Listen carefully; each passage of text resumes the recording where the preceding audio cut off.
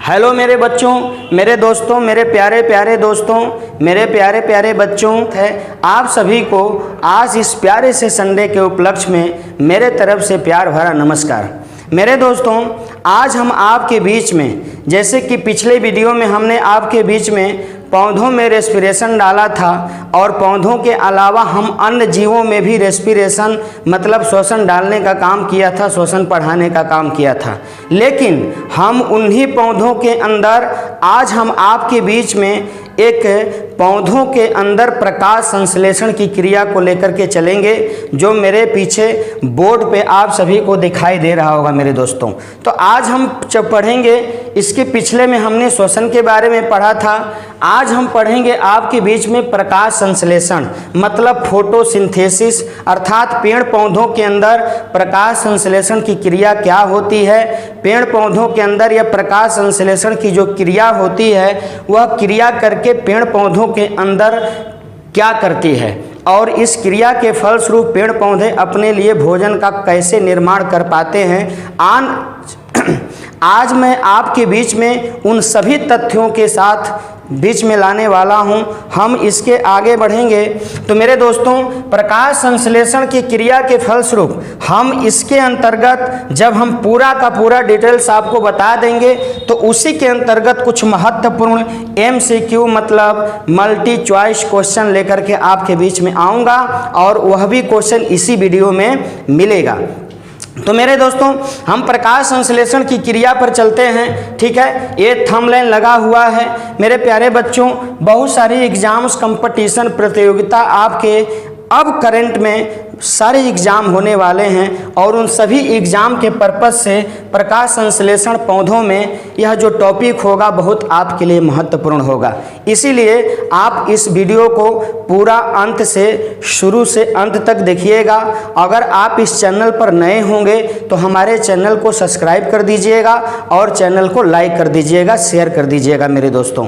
तो हम चलेंगे आपके बीच में प्रकाश संश्लेषण को लेकर के, फोटोसिंथेसिस को लेकर के, ठीक है, कि फोटोसिंथेसिस प्रकाश संश्लेषण पेड़ पौधों के अंदर आखिरकार होता क्या है, ठीक है। तो मैं आपके बीच में सबसे पहले पेड़ पौधा अर्थात एक वृक्ष बना देता हूँ, ठीक है। इस वृक्ष का आप ऐसा मत समझिए कि कोई गलत चीज़ है या फिर इस तरह से कैसे बनेगा वृक्ष, ये मैं आपको इंडिकेट करने के लिए एक वृक्ष बना देता हूँ, ठीक है। ये वृक्ष का क्या है, जड़ है, रूट है और इस वृक्ष की ये सारी पत्तियाँ और ये तना आपको मिलेगा, ठीक है। तो हम पौधों के अंतर्गत कौन सी क्रिया को लेकर चलेंगे, तो प्रकाश संश्लेषण की क्रिया को लेकर के चलेंगे। तो मेरे बच्चे, इन मेरे प्यारे दोस्तों, हम सभी ने जाना है कि पेड़ पौधों को छोड़ करके बाकी जितने भी जीव होते हैं वह परपोषी होते हैं। परपोषी मतलब ये कि वे जो जीव होते हैं अपने भोजन के लिए किसी न किसी पदार्थों पर क्या करते हैं ना, किसी न किसी के ऊपर निर्भर करते हैं और किसी न किसी जीव के ऊपर निर्भर करने का काम करते हैं। लेकिन पौधे ही एक ऐसा अंग है, पौधे ही एक ऐसा जीव हैं जो जीव स्वपोषी होते हैं, जिसे हम लोग ऑटोट्रॉफिक कहते हैं, जो अपने लिए भोजन का स्वयं से निर्माण कर लेते हैं। और आप एक पौधा में, जैसे कि हम लोग फंगी में चले जाते हैं, कवक में चले जाते हैं, मशरूम, तो मशरूम जो होता है वह अपने लिए भोजन का निर्माण स्वयं नहीं कर पाता बल्कि सड़े गले पदार्थों पर वो निर्भर करता है। तो कुछ अपवाद की चीज़ें होती है, वो अलग बात हो जाती है। लेकिन हम मूल चीज़ से पौधों के अंतर्गत प्रकाश संश्लेषण की क्रिया को लेकर चलेंगे कि आखिरकार यह प्रकाश संश्लेषण की क्रिया क्या है। तो मेरे दोस्तों, पेड़ पौधों के अंदर प्रकाश संश्लेषण की क्रिया वैसी अभिक्रिया होती है जो पेड़ पौधों के अंदर यह अपचाय की प्रक्रिया को संपन्न करवा करके पेड़ पौधों के अंदर भोजन का क्या करती है, निर्माण करती है। अर्थात ये कि पेड़ पौधों जो होंगे वह अपने भोजन की प्रवृत्ति, अपने भोजन की प्राप्ति तभी कर सकते हैं जब उनके अंदर प्रकाश संश्लेषण की क्रिया होगी। अगर प्रकाश संश्लेषण की क्रिया नहीं होगी तो पेड़ पौधे कभी भी भोजन का निर्माण अपने लिए नहीं कर पाएंगे, ठीक है। पेड़ पौधों के अंदर ये जो प्रकाश संश्लेषण की क्रिया होती है, ठीक है, पेड़ पौधों के अंदर ये जो प्रकाश संश्लेषण की क्रिया होती है मेरे बच्चे, तब प्रकाश संश्लेषण की क्रिया के फलस्वरूप जो पेड़ पौधा के अंदर होती है, तो प्रकाश संश्लेषण की क्रिया मतलब यह जो क्रिया होती है प्रकाश संश्लेषण की, वह पेड़ पौधों के पत्ती में मौजूद होती है। किस में संपन्न होती है? तो पेड़ पौधों के पत्ती में संपन्न होती है। किसकी क्रिया? प्रकाश संश्लेषण की क्रिया। पेड़ पौधों की पत्ती में संपन्न होकर के इस पेड़ पौधों के अंदर प्रकाश संश्लेषण की क्रिया के फलस्वरूप ग्लूकोज का पूर्ण रूप से विखंडन अर्थात पूर्ण रूप से ऑक्सीकरण हो जाता है। ग्लूकोज का क्या हो जाता है मेरे बच्चे? पूर्ण रूप से ऑक्सीकरण हो जाता है। किस क्रिया के फलस्वरूप? तो प्रकाश संश्लेषण की क्रिया के फलस्वरूप। बात समझ में आई? तो प्रकाश संश्लेषण की क्रिया जो होती है वो पत्ती में होती है। प्रकाश संश्लेषण की क्रिया के फलस्वरूप ग्लूकोज का पूर्णतः ऑक्सीकरण हो जाता है। हम आगे बढ़ेंगे मेरे दोस्तों। ये जो प्रकाश संश्लेषण की क्रिया होती है, यह क्रिया करती क्या है कि पेड़ पौधों के पत्ती में, मतलब ये जो पत्ती होती है ना, तो इस पत्ती में एक वर्णक मौजूद होता है, जिस वर्णक का नाम होता है क्लोरोफिल। जिस वर्णक का नाम होता है क्या? क्लोरोफिल। तो इस क्लोरोफिल की मौजूदगी में ही प्रकाश संश्लेषण की क्रिया होती है। किसकी मौजूदगी में? क्लोरोफिल की मौजूदगी में ही प्रकाश संश्लेषण की क्रिया होती है। पेड़ पौधों के अंदर इस क्रिया को संपन्न होने के लिए, ठीक है, सूर्य का प्रकाश, इस क्रिया को संपन्न होने के लिए सूर्य का प्रकाश, कार्बन डाइऑक्साइड, H2O जल और क्लोरोफिल युक्त कोशिका, मतलब क्लोरोफिल पर्णहरित कोशिका की क्या होती है? आवश्यकता होती है। तो ये जो प्लांट्स होते हैं वह प्रकाश संश्लेषण की क्रिया करते हैं, तो किसमें? तो सूर्य के प्रकाश की उपस्थिति में यह करते हैं। उसके बाद इनके लिए चाहिए होता है क्या? CO2, उसके बाद जल, उसके बाद क्लोरोफिल युक्त कोशिका।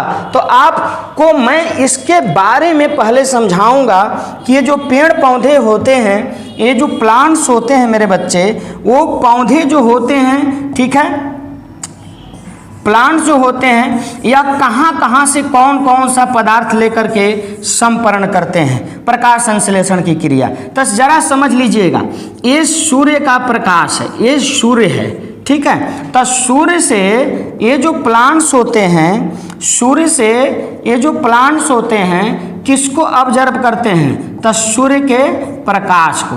किसको ऑब्जर्व करते हैं? तो सूर्य के प्रकाश को ऑब्जर्व करते हैं। कहाँ से? सूर्य से। अब जरा गौर करिएगा मेरे बच्चे, अब ये प्लांट्स का जड़ होता है, रूट्स होता है। तब प्लांट्स के जड़ में हम लोग करते क्या हैं कि खाद देते हैं, ठीक है, पानी देते हैं, उसके बाद खनिज लवण लाते हैं। इसमें क्या लाते हैं? खनिज लवण लाते हैं। अब होता क्या है कि पेड़ पौधों का जो जड़ होता है, ऐसा कभी नहीं होता है ना कि किसी पौधे के ऊपर जब पानी की आवश्यकता होती है तो हम क्या करते हैं कि पानी उस पर छिड़क देते हैं और वह पानी उसके पत्तियों में अब्जर्विंग हो जाएगा। ऐसी प्रक्रिया नहीं होती है मेरे बच्चे। अब होता क्या है कि पेड़ पौधों के जड़ों में हम लोग करते क्या हैं कि पानी, खनिज लवण, खाद सब कुछ उसमें क्या करते हैं? डाल देते हैं। अब डालने के बाद क्या होता है कि पेड़ पौधों के अंदर जाइलम टिश्यू होता है। कौन टिश्यू? जाइलम टिश्यू होता है, ठीक है। यह जाइलम टिश्यू पेड़ पौधों के जड़ों से जो खाद, पानी, खनिज लवण होता है मेरे दोस्तों, उन सभी को ऑब्जर्व करके इसकी तनाव के माध्यम से कहाँ ले जाता है? पत्ती तक ले जाता है। तब पत्ती के पास जाइलम टिश्यू किसको पहुंचा दिया? H2O को, मतलब जल को पहुंचा दिया। बस समझ में? पत्ती के पास यह जाइलम टिश्यू जड़ से पानी को ऑब्जर्व करके उसे कहाँ पहुंचा दिया मेरे बच्चे? तो पत्ती के पास पहुंचा दिया। अब तो यह जल भी इसको मौजूद हो गया। फिर हमें क्या चाहिए? तो फिर हमें जल के बाद हमें कार्बन डाइऑक्साइड चाहिए। किसकी प्राप्ति चाहिए, किसकी मौजूदगी चाहिए, तो कार्बन डाइऑक्साइड की प्राप्ति चाहिए। तब कार्बन डाइऑक्साइड कहाँ से लेंगे, तो जरा गौर करिएगा। हमने आपको श्वसन की प्रक्रिया में पढ़ाया था मेरे बच्चे कि श्वसन की क्रिया के फलस्वरूप ये जो पेड़ पौधे होते हैं किसको ग्रहण करते हैं, O2 को ग्रहण करते हैं श्वसन क्रिया के फलस्वरूप। O2 को ग्रहण करके किसको छोड़ते हैं, CO2 को छोड़ते हैं। बात समझ में, O2 को ग्रहण करके श्वसन क्रिया के दौरान किसको छोड़ते हैं, तो CO2 को छोड़ते हैं। लेकिन होता क्या है मेरे बच्चे यहाँ पे कि प्रकाश संश्लेषण की क्रिया पौधों में संपन्न होती है। तो जैसे ही श्वसन क्रिया के दौरान O2 को ग्रहण करके पौधे अपनी पत्तियों के जरिए किसको छोड़ देते हैं, तो CO2 को छोड़ देते हैं। यही CO2 पौधा क्या करता है कि प्रकाश संश्लेषण की क्रिया के दौरान, क्योंकि हमने आपको बता ही दिया कि इसके लिए CO2 की भी आवश्यकता होगी, तो यही CO2 जो पौधे श्वसन क्रिया के दौरान छोड़ते हैं उसको यह पौधे क्या कर लेते हैं, अपने में ले लेते हैं। ठीक है, मतलब प्रकाश संश्लेषण की क्रिया रेस्पिरेशन वाली क्रिया के फलस्वरूप उसको बोलती है कि भाई जो तुम CO2 छोड़ती हो वह CO2 तुम बाहर न जाने दो, उसकी आवश्यकता किसको है, हमें है। तो वहां से वह CO2 प्रकाश संश्लेषण की क्रिया अपने में ले लेती और यहाँ पर हमको प्राप्त हो जाता है कार्बन डाइऑक्साइड भी। तो जल भी प्राप्त हुआ, सूर्य का प्रकाश भी प्राप्त हुआ, कार्बन डाइऑक्साइड भी प्राप्त हुआ। एक पार्ट हमने चौथे में लिखाया था क्लोरोफिल। क्या लिखा था मेरे बच्चे, क्लोरोफिल लिखा था। तो क्लोरोफिल मतलब पर्णहरित।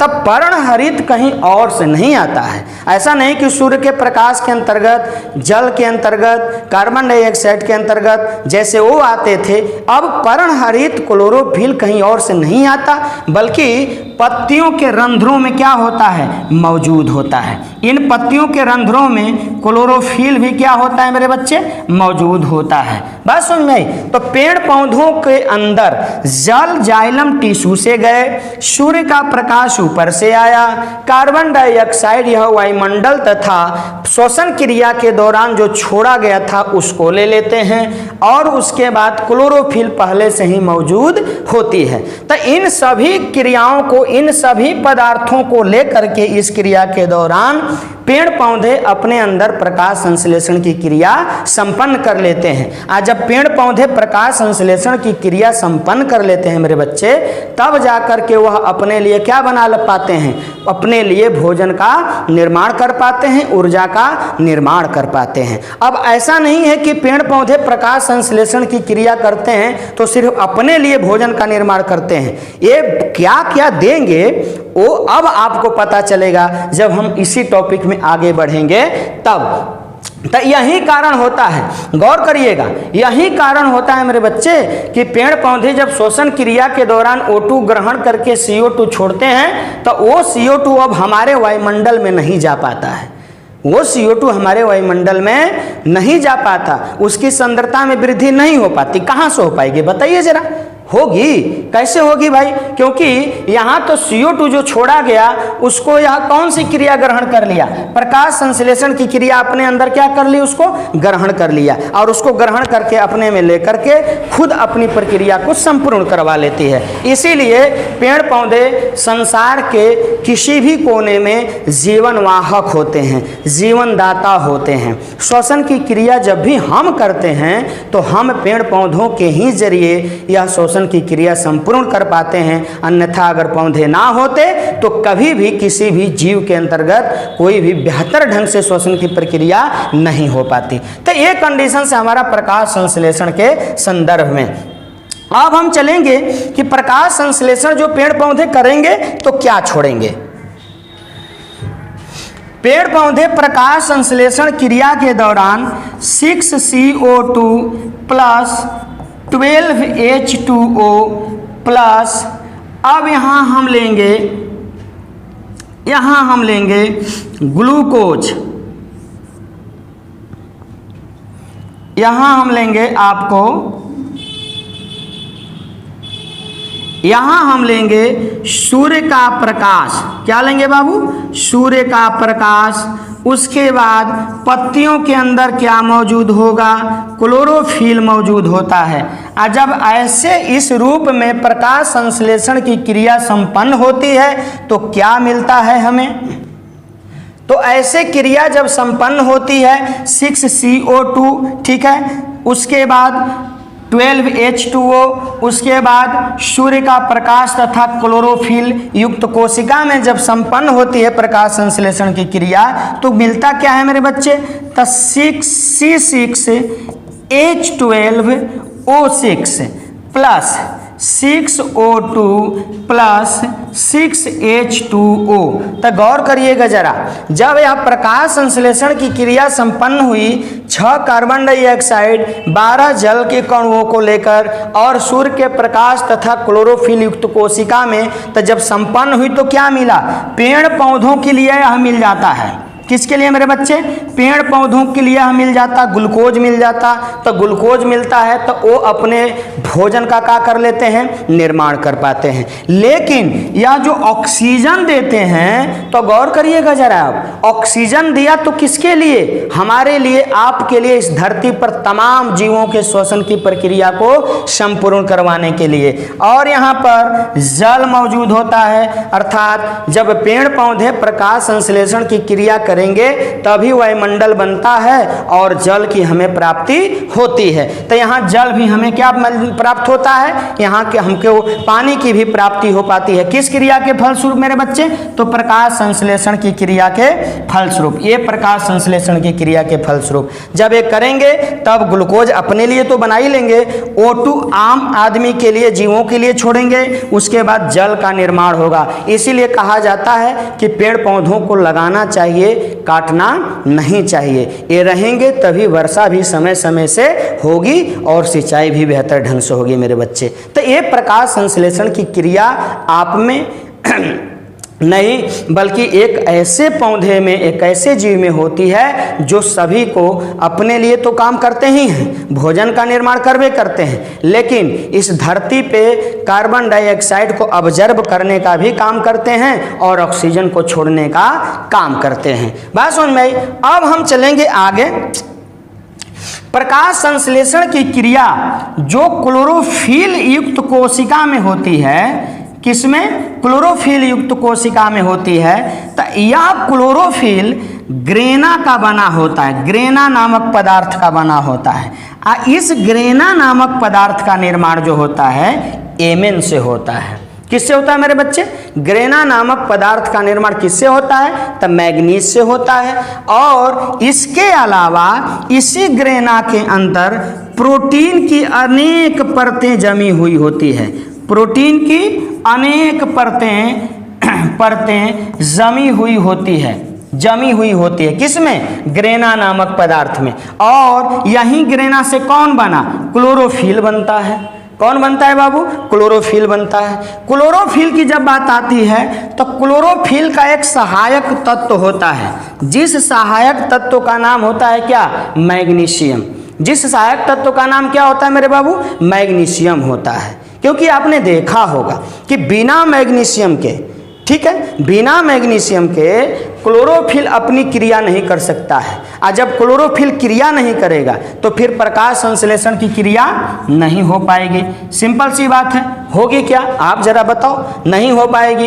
इसीलिए क्लोरोफिल का मुख्य सहायक तत्व कौन होता है? तो मैग्नीशियम होता है। ग्रेना से इसका निर्माण होता है, इसमें एमेन तत्व मिलता है और अनेक प्रोटीन की परतें मिलकर के इसका निर्माण करती है। ठीक है। क्लोरोफिल के द्वारा ही पेड़ पौधों के अंदर जब भोजन का निर्माण हो जाता है तो आप सभी जानते हैं कि जहां पर भोजन का निर्माण होता हो उसे क्या बोला जाएगा? तो किचन रूम बोला जाएगा। इसीलिए क्लोरोफिल को पेड़ पौधों का क्या बोला जाता है बाबू? रसोई घर कहा जाता है। क्या कहा जाता है? रसोई घर कहा जाता है। किसको?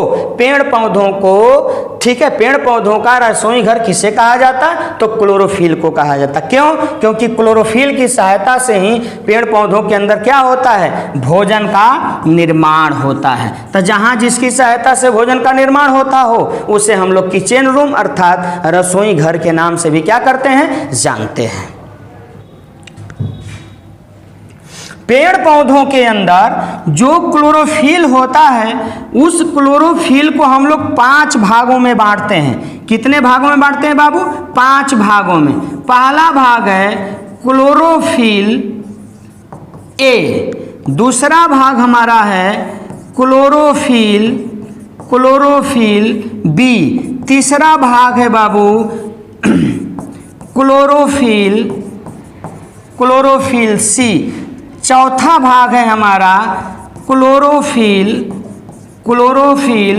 डी, और 5वां भाग है हमारा, ठीक है, 5वां भाग क्या है क्लोरोफिल का?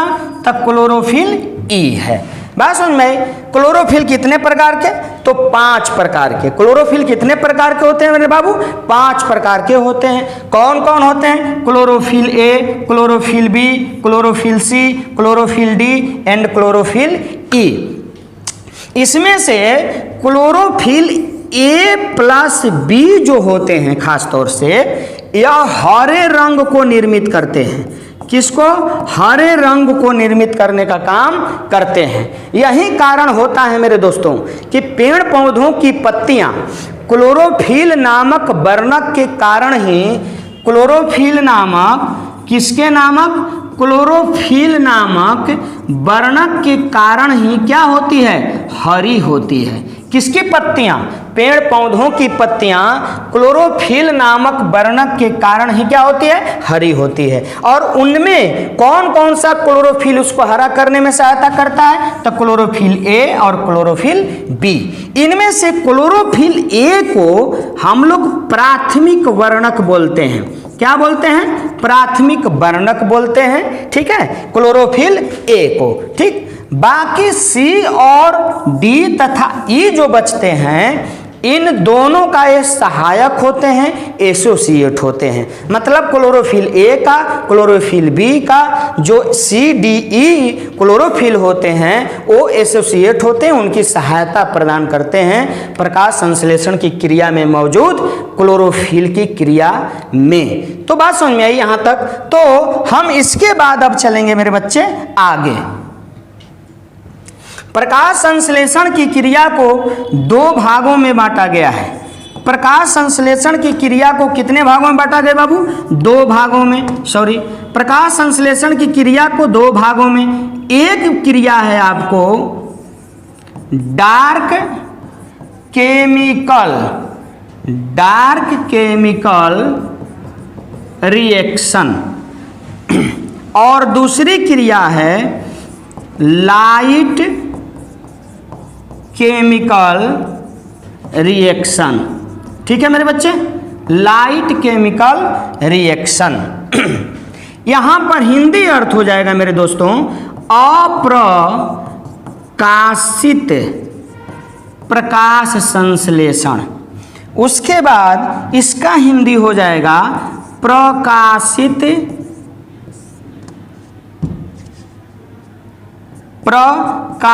प्रकाश संश्लेषण। ठीक है मेरे दोस्तों, तो ये प्रकाश संश्लेषण की क्रिया को कितने भागों में? तो 2 भागों में हमने बांटा। कौन कौन भाग? तो एक डार्क केमिकल रिएक्शन और दूसरा लाइट केमिकल रिएक्शन। अप्रकाशित अभिक्रिया, ठीक है, अप्रकाशित अभिक्रिया और ये प्रकाशित अभिक्रिया। तो 2 भागों में बांटा गया। अब हम चलेंगे कि अप्रकाशित अभिक्रिया क्या है। अप्रकाशित अभिक्रिया क्या है? बात समझ में आई?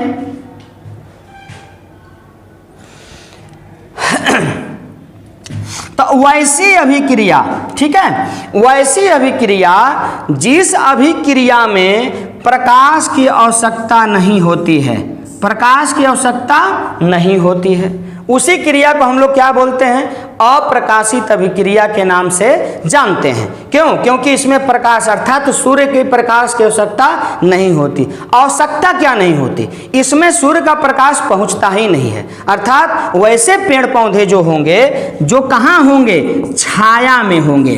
वैसे पेड़ पौधे जो होंगे वह कहाँ होंगे मेरे बच्चे? छाया में होंगे। अर्थात जहाँ पर सूर्य की प्रकाशीय किरणें नहीं पहुँचेगी उसी की क्रिया को हम लोग क्या बोलते हैं? अप्रकाशित अभिक्रिया के नाम से जानते हैं।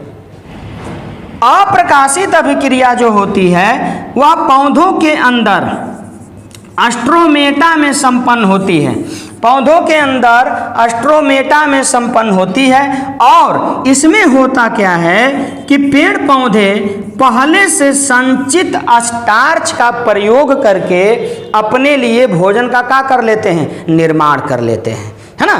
पहले से संचित स्टार्च का प्रयोग करके पेड़ पौधे इस प्रक्रिया में अपने लिए भोजन का निर्माण कर लेते हैं। जैसे तुलसी का पौधा हो, कोई घर के अंदर जो छाया के अंदर बरामदे में रखा हुआ पौधा हो, वो क्या करते हैं तो अपने लिए भोजन का स्वयं निर्माण कर लेते हैं, क्योंकि वहां पर सूर्य का प्रकाश नहीं पहुंच पाता। ठीक है, तो ऐसे कंडीशंस होते हैं आपको अप्रकाशित अभिक्रिया में। अब जरा हम चलेंगे पर प्रकाशित अभिक्रिया। तब प्रकाशित अभिक्रिया में क्या होता है कि इसमें सूर्य का प्रकाश मौजूद होता है। किसका प्रकाश मेरे बच्चे? सूर्य का प्रकाश मौजूद होता है। इसीलिए यह क्रिया जो होती है ग्रेना में संपन्न होती है। ग्रेना में, तो ग्रेना मतलब समझ जाइए क्लोरोफिल, अर्थात ग्रेना में संपन्न होने का मतलब कि प्रकाशित अभिक्रिया जो होती है वह ग्रेना में संपन्न होती है, मतलब पेड़ पौधों के क्लोरोफिल युक्त कोशिका में संपन्न होती है, और जहां पर सूर्य का प्रकाश क्या होता है, पूर्ण रूप से पड़ता है। प्रकाश संश्लेषण की क्रिया, ये जो प्रकाश संश्लेषण की क्रिया होती है मेरे बच्चे, मेरे प्यारे दोस्तों, वह कार्बन डाइऑक्साइड की मात्रा में होती है। और कार्बन डाइऑक्साइड की मात्रा होगी कितनी, तो कार्बन डाइऑक्साइड की मात्रा 0.03% से 0.2% तक जब होती है तो प्रकाश संश्लेषण की क्रिया अधिकतम होती है। मतलब CO2 की आवश्यकता होगी तो कितना, 0.03% से 0.2% के अंदर जब होगी तो प्रकाश संश्लेषण की क्रिया क्या होती है, अधिकतम होती है। ठीक है, प्रकाश संश्लेषण की क्रिया में रंग का भी प्रभाव पड़ता है, अर्थात प्रकाश संश्लेषण की क्रिया ठीक है बैगनी रंग में कम होती है। बैगनी रंग में क्या होती है, कम होती है। लाल रंग में क्या होती है मेरे दोस्तों, तो लाल रंग में प्रकाश संश्लेषण की क्रिया सबसे अधिक होती है। क्या होती है, सबसे अधिक होती है। और जब पीले रंग की बारी आती है तो इसमें कुछ भी नहीं होती। बात समझ में आई? प्रकाश संश्लेषण की क्रिया बैगनी रंग में सबसे कम, लाल रंग में सबसे अधिक और पीले रंग में बिल्कुल नहीं होती है। यही जब होता है कि जब सूर्य का प्रकाश 12 बजे के बाद उत्सर्जित होता है तो उस कंडीशंस में प्रकाश संश्लेषण की क्रिया थोड़ी सी भी नहीं होती है, क्योंकि उस किरणों में पीले रंग की किरणें की वैल्यू मात्रा क्षमता क्या हो जाती है, अधिकतम हो जाती है। इसीलिए वहां पर प्रकाश संश्लेषण की क्रिया नहीं हो पाती। मेरे दोस्तों मैं कहूँगा नहीं हो पाती है। अब हम आगे बढ़ेंगे मेरे दोस्तों। प्रकाश संश्लेषण की क्रिया में ठीक है आर्द्रता का प्रयोग होता है। मतलब जब आर्द्रता रहेगा तो यह क्रिया जो होगी वह क्या होगी, अधिकतम होगी। सिंपल सी बात है, आर्द्रता नमी रहेगी, वर्षा रहेगा, पानी रहेगा तो प्रकाश संश्लेषण की क्रिया क्या होगी, अधिकतम होगी। वहीं जब पानी समाप्त हो जाता है तो वहां पर पेड़ पौधे के अंदर प्रकाश संश्लेषण की क्रिया क्या होती है, बिल्कुल धीमी पड़ जाती है और पतझड़ की स्थिति आ जाती, अर्थात पेड़ पौधों की पत्तियां क्या होने लगती है, झड़ने लगती है। तो आर्द्रता का भी प्रभाव पड़ता है। प्रकाश संश्लेषण की क्रिया के लिए तापमान भी जरूरी है। कितना तापमान भी जरूरी है, तो वह तापमान 30 से 37 डिग्री सेल्सियस जो होता है मेरे दोस्तों, वह प्रकाश संश्लेषण की क्रिया के लिए महत्वपूर्ण होता है। मतलब ये कि अगर वातावरण का वायुमंडल का तापमान 30 से 37 डिग्री तक जाता है या इसके बीच में आता है तो प्रकाश संश्लेषण की क्रिया सबसे अधिकतम होती है, सबसे महत्वपूर्ण रूप से होती है। अगर 37 डिग्री से बाद 50 डिग्री आ जाए, 60 डिग्री टेम्परेचर होने लगे तो फिर प्रकाश संश्लेषण की क्रिया क्या होती है, बिल्कुल धीमी पड़ जाती है। तो वही होता है कि जब सूर्य का प्रकाश 12 बजे के बाद होता है, टेम्परेचर बढ़ता है, तो आपने देखा होगा कि पेड़ पौधों की पत्तियां जो होती है वो बिल्कुल क्या होती है, मुरझाने लगती है, उसकी हरियाली क्या होती है, धीरे धीरे समाप्त होने लगती है। बात समझ में आई?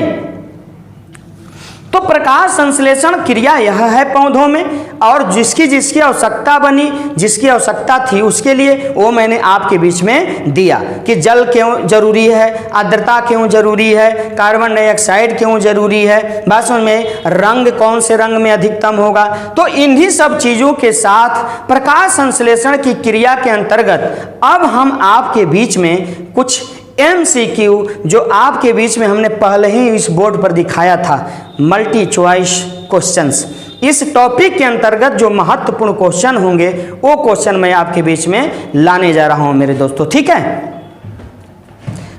तो इस टॉपिक के अंतर्गत जो महत्वपूर्ण क्वेश्चन है वो आपके सामने इस प्रकार से है मेरे दोस्तों, तो आप देखेंगे, ठीक है। इसमें से कुछ श्वसन की क्रिया भी आपके सामने आ जाएगी। तो जरा देखें हमारे इस टॉपिक के अंतर्गत पहला जो क्वेश्चन है आपके सामने ये है कि पौधों में श्वसन के संदर्भ में निम्नलिखित कथनों में से कौन सही है। क्वेश्चन यह हमारा यह कह रहा है, तो हम ऑप्शन ए पढ़ेंगे, भोजन से ऊर्जा मुक्त करने की प्रक्रिया को श्वसन कहते हैं। मेरे दोस्तों ये श्वसन से क्वेश्चन है। तो भोजन से जो ऊर्जा मुक्त होती है, ऊर्जा की प्राप्ति होती है, वह किस क्रिया के फलस्वरूप, तो श्वसन क्रिया के फलस्वरूप। इसका मतलब ये भी सही है, श्वसन पौधों के सभी हिस्सा जैसे तना, जड़, पत्ती आदि में श्वसन की क्रिया होती है। तो दूसरा भी सही है, ठीक है। पौधों में श्वसन की दर कम होती है, जबकि मनुष्यों और जीव जंतुओं में श्वसन की दर क्या होती है मेरे बच्चे, अधिक होती है। तो आपका तीसरा भी क्या सही है। तो हम ढूंढेंगे कि कौन सा ऐसा ऑप्शन है जहां पर तीनों सही दिया है, तो आपका सी ऑप्शन है, मतलब हमारा क्या हो जाएगा, सी आंसर हो जाएगा, ठीक है। अगले क्वेश्चन के अंतर्गत हम चलेंगे मेरे बच्चे।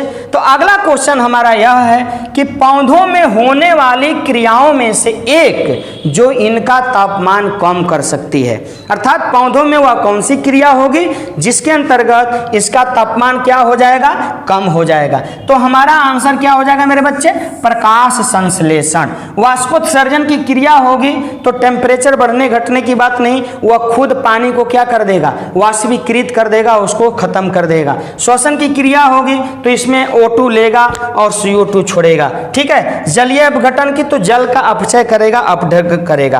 तो अगले क्वेश्चन पर हम चलेंगे। हमारा अगला क्वेश्चन, तीसरा क्वेश्चन कह रहा है प्रकाश संश्लेषण से कि किस क्रिया के फलस्वरूप पौधों में ऑक्सीजन का निकास एवं कार्बन डाइऑक्साइड का अवशोषण होता है। तो मेरे बच्चे बिल्कुल सिंपल सा चीज है, प्रकाश संश्लेषण की क्रिया के फलस्वरूप बताया हमने कि CO2 का ऑब्जर्विंग और O2 का एग्जैक्ट, मतलब इसको O2 को क्या कर दिया जाता है, छोड़ दिया जाता है। तो इसमें कौन सा हमारा ऑप्शन सही है, ए। आंसर क्या हो जाएगा, ए आंसर हो जाएगा। अगला क्वेश्चन है आपके बीच में, पौधों में श्वसन खाली स्थान के माध्यम से होता है, तो किसके माध्यम से, तो रंध्र के माध्यम से होगा। श्वसन में हमने पढ़ाया था पत्तियों के अंदर रंध्र होते हैं, लेंटिसेल मतलब वात रंध्र होते हैं तना में, तो ये दोनों हो जाएगा, मतलब सी हमारा आंसर क्या हो जाएगा मेरे बच्चे, सही हो जाएगा। अगले क्वेश्चन पर हम चलते हैं, क्वेश्चन नंबर 5 पे।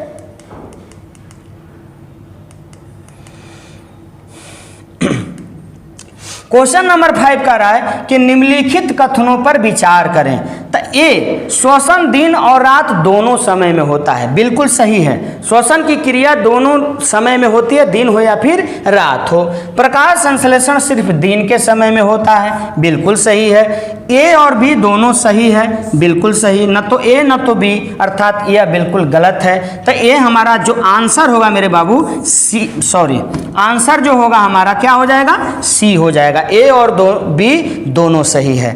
अब हम आगे चलेंगे आपको अगले क्वेश्चन पर लेकर के। क्वेश्चन नंबर 6 है, प्रकाश संश्लेषण के लिए इसकी जरूरत होती है। तो किसकी जरूरत होती है, जल की, क्लोरोफिल की, धूप की, डी में दिया है उपयुक्त सभी। तो हमारा आंसर क्या हो जाएगा मेरे बाबू, डी आंसर हो जाएगा। जल भी, धूप भी और क्लोरोफिल भी, इन सभी की आवश्यकता होती है। अगले हम क्वेश्चन पर चलेंगे, क्वेश्चन नंबर 7।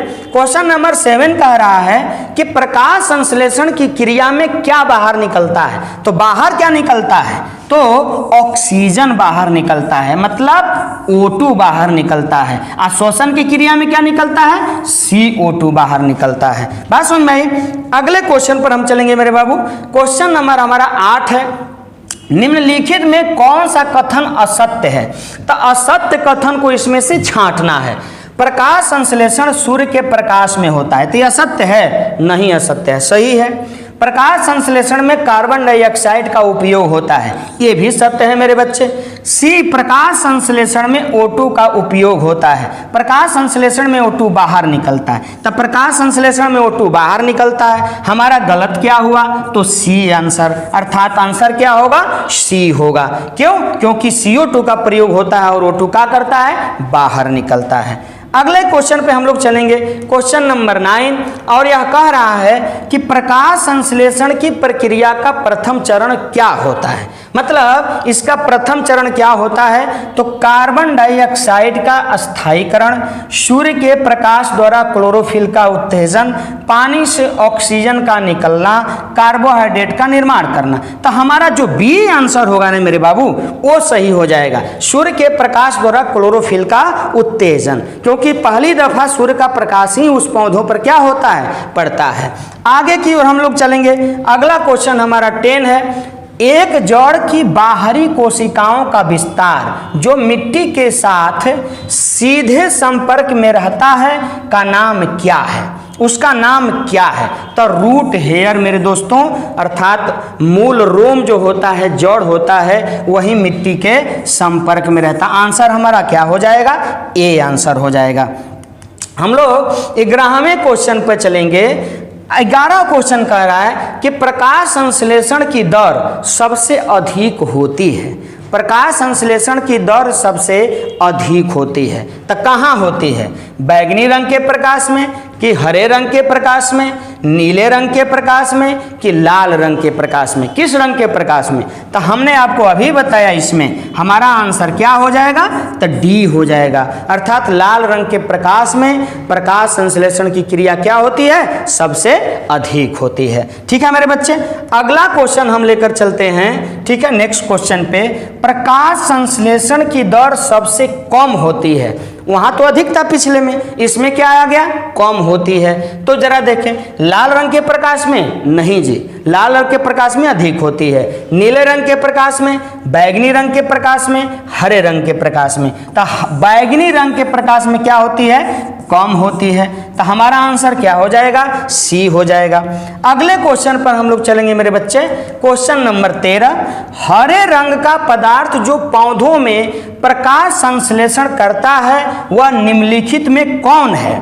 हरा रंग का पदार्थ जो प्रकाश संश्लेषण करता है वह कौन है भाई, क्या है, तो जरा देखेंगे, क्लोरोफिल, क्लोरोप्लास्ट, क्लोरोफॉर्म, इनमें से कोई नहीं। तो क्या आंसर हो जाएगा हमारा, क्लोरोफिल, मतलब पर्णहरित।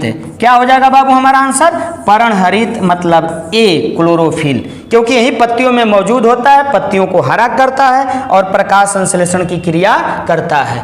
अगला क्वेश्चन हमारा है 15, प्रकाश संश्लेषण होता है कहाँ, कब, किस समय में, रात्रि में, सही है क्या, बिल्कुल गलत है। दिन और रात्रि दोनों में, नहीं जी, बिल्कुल गलत है, क्योंकि जहां पर जब जब सूर्य का प्रकाश रहेगा वहीं पर प्रकाश संश्लेषण की क्रिया होगी। दिन में अथवा रात्रि में बिल्कुल गलत है, अथवा कुछ नहीं लगेगा, ये क्लियर होगा कि दिन में होगा। अर्थात जो डी ऑप्शन है हमारा वो क्या हो जाएगा, सही हो जाएगा। प्रकाश संश्लेषण की क्रिया कहाँ होती है मेरे बाबू, दिन के समय में होती है। ठीक है, अगला क्वेश्चन हम लोग चलेंगे, और क्वेश्चन नंबर 16, प्रकाश संश्लेषण के लिए कौन सी गैस आवश्यक है, कौन सी गैस आवश्यक है। जो गैस ना रहे तो फिर प्रकाश संश्लेषण हो ही नहीं सकता। तो हमने बताया ना कि इसके लिए CO2 क्या है, जरूरी है। तो ऑप्शन ढूंढो किस में है, डी ऑप्शन है। तो डी ऑप्शन हमारा सही हो जाएगा। अर्थात प्रकाश संश्लेषण की क्रिया के लिए किसकी आवश्यकता है, तो कार्बन डाइऑक्साइड की आवश्यकता है। अगले क्वेश्चन पर चलेंगे मेरे बाबू। अगला क्वेश्चन 17 है, पौधे एवं पेड़ का खाना तैयार करने की प्रक्रिया क्या कहलाती है? अर्थात पेड़ पौधे जो होते हैं उनके अंदर खाना तैयार करने की प्रक्रिया को हम लोग क्या कहते हैं? तो जरा सोचिए, कार्बोहाइड्रोलिसिस, मेटाबॉलिक सिंथेसिस, फोटोसिंथेसिस, ठीक है, फोटोसिंथेसिस। बात समझ में? तो हमारा आप जरा देखेंगे, अंग्रेजी शब्द दे दिया है मेरे बच्चे, फोटोसिंथेसिस, ठीक है, अर्थात प्रकाश संश्लेषण। क्या होगा मेरे बाबू? प्रकाश संश्लेषण। हमारा आंसर कौन हुआ? तो डी हुआ इसका आंसर, ठीक है। अगला क्वेश्चन हम लोग चलेंगे। अगला क्वेश्चन हमारा है 18, क्लोरोफिल में कौन सा फॉस्फोरिन होता है? क्या पाया जाता है क्लोरोफिल में? मैग्नीशियम पाया जाता है कि कैल्शियम पाया जाता है कि लौह आयरन पाया जाता है कि टीन पाया जाता है? तो मेरे बाबू हमने बताया ना कि क्लोरोफिल जो होता है उसका मुख्य सहायक तत्व क्या होता है? मैग्नीशियम होता है, Mg होता है। तो हमारा आंसर क्या होगा? ए हो जाएगा, ठीक है। अगला क्वेश्चन पर हम लोग चलेंगे और क्वेश्चन नंबर आपको 90 है कि सर्वाधिक प्रकाश संश्लेषित क्रियाकलाप कहाँ चलता है? कहाँ पर चलता है? प्रकाश के नीले व लाल क्षेत्र में, प्रकाश के हरे व पीले क्षेत्र में, ठीक है, प्रकाश के नीले व नारंगी क्षेत्र में, प्रकाश के बैंगनी व नारंगी क्षेत्र में। तो मेरे प्यारे प्यारे दोस्तों, हम आपको अभी बताएं कि जहां लाल प्रकाश होगा, किरण होगी, वहां पर यह प्रक्रिया प्रकाश संश्लेषण की बिल्कुल अधिकतम होगी।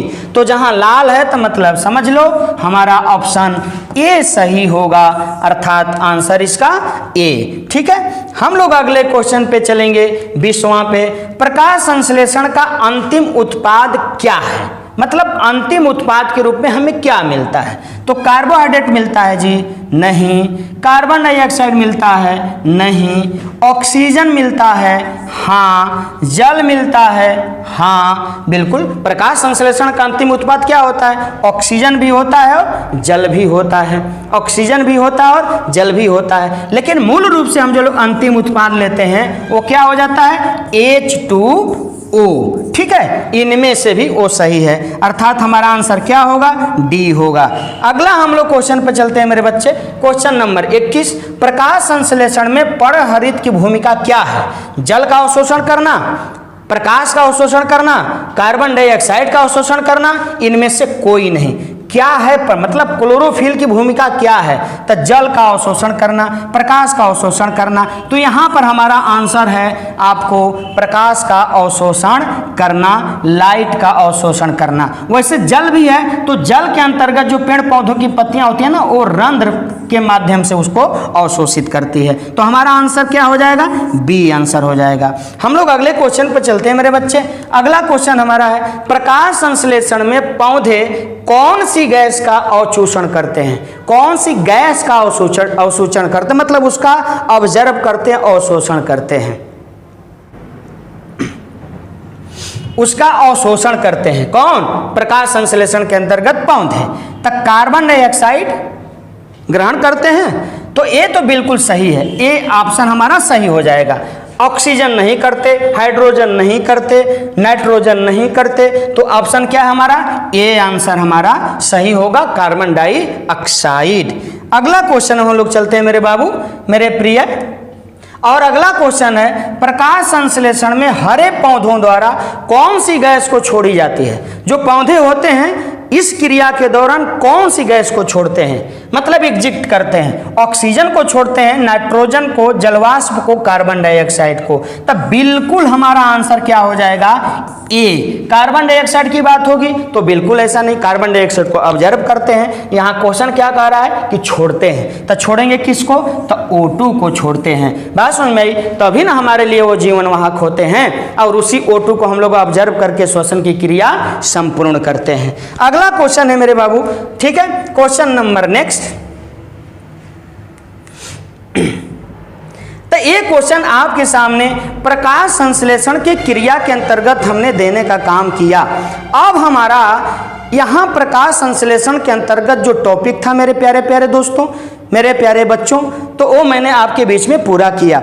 और मैं चाहूँगा कि आप सभी वीडियो अर्थात जितना भी इसके अंतर्गत जो टॉपिक है उस वीडियो को पूरा देखें। आप जहाँ नए होंगे आप चैनल को सब्सक्राइब कर लेंगे, ठीक है, शेयर करेंगे और आपके अलग अलग दोस्तों के पास इसका आप तो ठीक है मेरे दोस्तों,